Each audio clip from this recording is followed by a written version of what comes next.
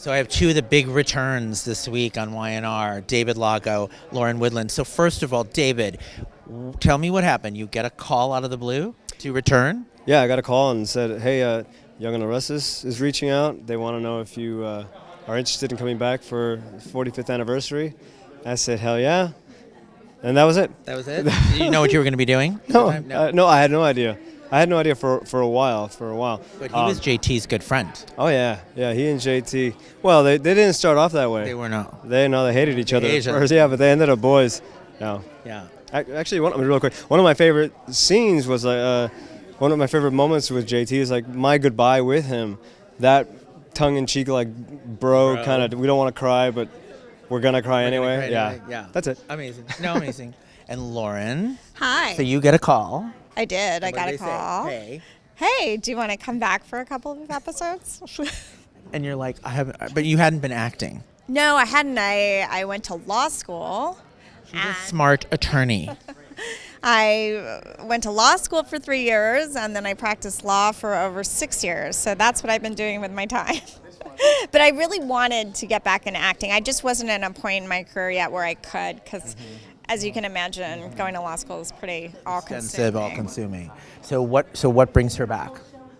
Am I allowed to say? Well, I don't know. What is it happening? Well, this won't even air to the end of the week. But, you know, I can say there's a reunion. I think I can say that. A good reunion, a happy reunion, or no? Well, things that we just saw terrible. We just saw terrible things happen on the air. I don't get in trouble. All right, she comes back. You come back with him? No, there's a reunion. I can't. See, I can't get anything out of them. They're watching us. I mean, we're in the same episode together. They're in the same episode. Yeah. Thank you so much for that spoiler. In case you didn't know. Yeah. We're on the Young and the Restless. We're on the Young and the Restless is all I'm going to get. So let's talk about the night you won the Emmy. Okay. And you did that speech. It was a Christopher Walken speech, right? Oh, did I do a Christopher Walken speech? Did you not? Yeah, I did. And I remember we were sitting there in the audience going, what is he talking about? But then I remembered later, and I always wanted to ask you, why did you decide to do that speech? Okay, all right. I'm so glad you asked that question. Well, I'm always, it's been troubling me for decades. All right. Okay, so I was nominated a few times, right? So the first time, I didn't know if I was going to win. You never know if you're going to win. I had this great speech, I want to thank this person, and then I didn't win, right? So the next year, Catch Me If You Can came out, and we're all Christopher Walken fanatics. And so he has that great speech in it. And I don't know, it was like Thad and these jerks were like, hey, I dare you to do this, I dare you to do this. And so it became this thing. But I lost and I lost and I lost and I lost. So finally, in 2004, I left the show. I get a call in 2005. I was nominated. And I just knew, I'm like, gosh, I'm going to win this year. Like, I have irony on my side. And I just did it. I mean, it was so many years in the planning. So you had planned this. Well, so many years, like, I'm going to do this if I win. And then it didn't happen. And then when I finally won, it was there. And I did it.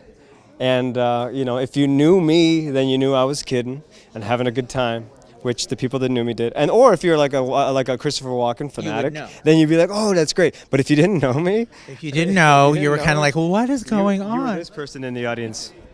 I was like, huh? Yeah.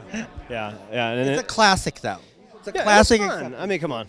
Do you remember that? Were you there? I was there, and I was very happy for him. And he does a great Christopher Walken. He does a great Christopher Walken. It was totally out of respect and love for Christopher. And you knew what he was doing. Oh yeah. Okay.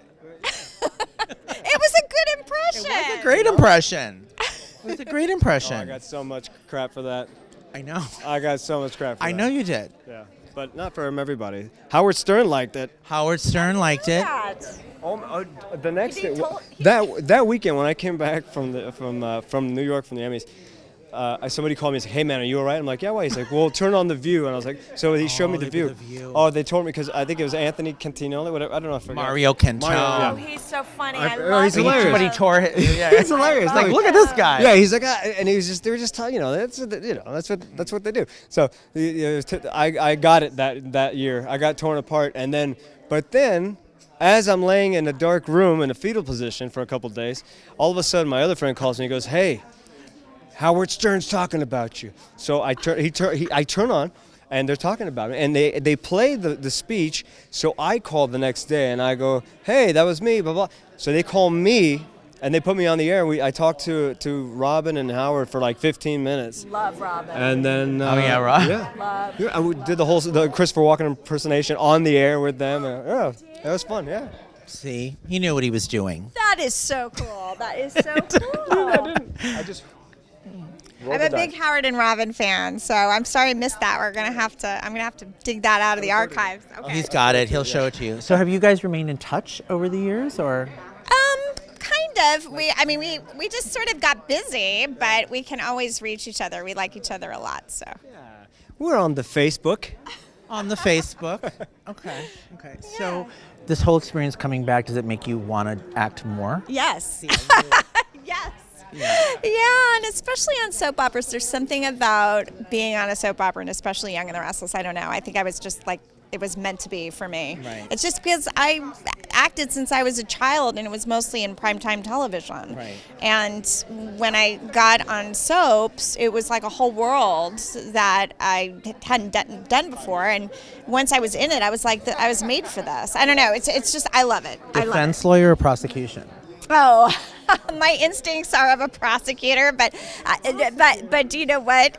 After I actually got an entire education in law and practiced, I'm probably more of a defense attorney. Defense attorney. There's the burning answer. Depends on the case. Depends on the case. Depends on the case. All right, David. Yes, sir. So great to see you. Thank you. So great to Lauren. see you. Oh my God. Watch them this week on the Young and the Restless 45th anniversary episodes.